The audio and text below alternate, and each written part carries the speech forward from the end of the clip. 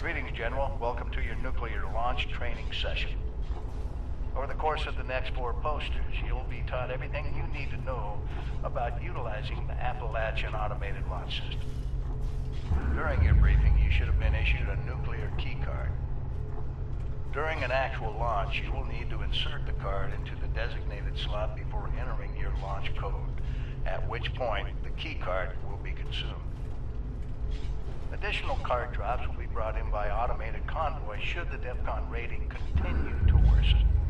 You may speak to your logistics officer as to the location of the pickup for your additional cards, should the circumstances arise.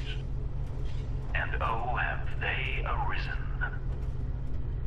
This DEFCON rating the General speaks of has been pegged at its maximum for some time now, due to the hazardousness unleashed by our earlier guests.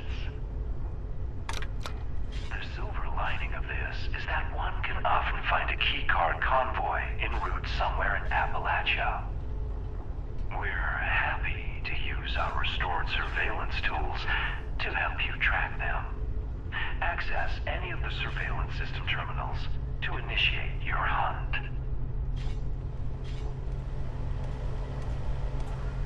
To prevent misuse of Appalachia's automated missile silos, security measures for the region's nuclear arsenal have been increased well beyond any of our existing standards.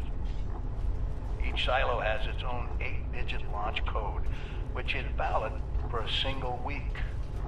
These codes are broken into 8 individual number-letter pairs, each carried by a designated officer who is under strict orders to guard their code piece with their life. The order of numbers has been encrypted using a series of methods to prevent improper deployment. The bunker staff of specially trained code decryptors will provide the officer corps with the code when it is renewed each week.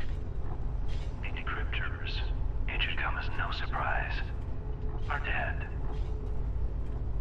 It will be up to you and your fellow members to decrypt each silo's launch code before they are regenerated. We, however, might be able to help. We've gathered all the information we could recover related to the codes and their encryption in the archives on this floor. It's also our belief that the flip card displays in this room had something to do with the code. What exactly, we'll leave up to you and your compatriots to uncover. And we're more than happy to use our surveillance systems to track down the last known locations of these code-bearing officers. Just approach any of our surveillance terminals.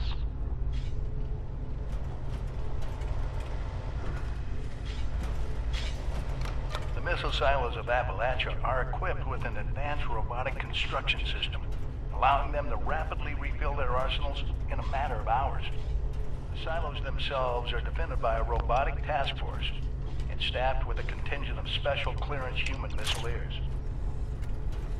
Security protocols require all silo entrants, regardless of rank, be escorted by a missileer at all times. Entering a silo without escort will be treated as a hostile act. We're unable to peer inside the silos themselves, but we are confident in saying we doubt any such escort still lives. You will be on your own once you're through the door.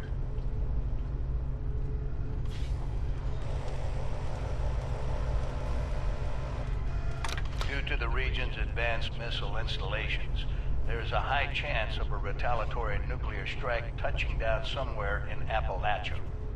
The intense radiation released by such a blast can have devastating effects on the local flora and fauna, mutating them into hideous monstrosities fit only for quick death.